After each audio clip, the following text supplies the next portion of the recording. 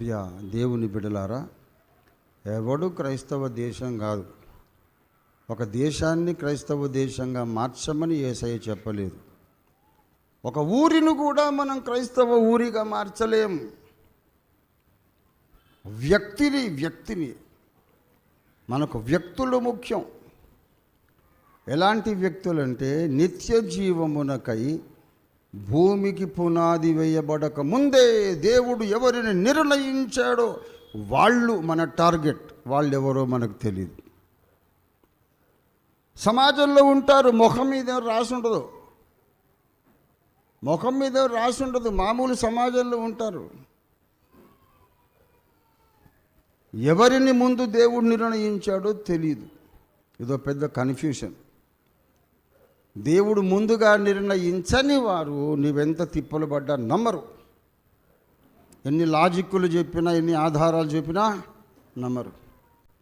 దేవుడు నిర్ణయించిన వాళ్ళు ఎలా నమ్ముతారో, ఎందుకు నమ్ముతారో తెలియదు. విచిత్రంగా వచ్చేస్తారు. సార్, నా కళ్ళు తెరుచుకున్నాయి.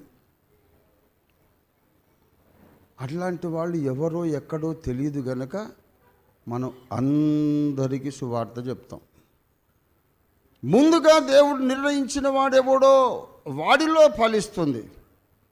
1,00,000 మందికి చెబితే ఒక 2 3 ఆ కనువిప్పు రావచ్చు. అయినా పర్లేదు. ఇంత ప్రయాస కూడా ఇట్ ఈజ్ వర్త్ వైల్.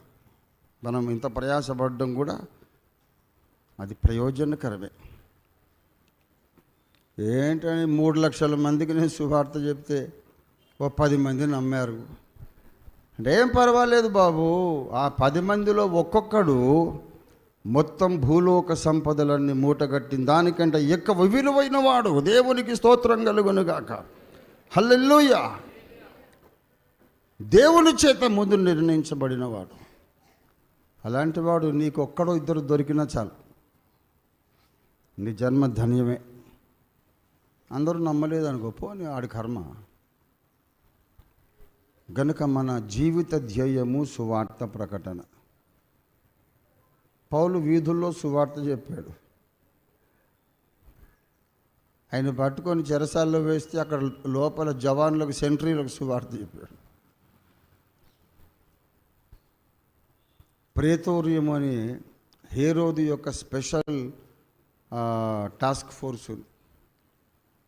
ఆ ప్రేతోరియం అనే హేరోదు మందిరంలో వాళ్ళకు సువార్త చెబితే వాళ్ళు అక్కడ లోపల స్తుతిపాటలు రక్షణ కార్యం జరిగింది.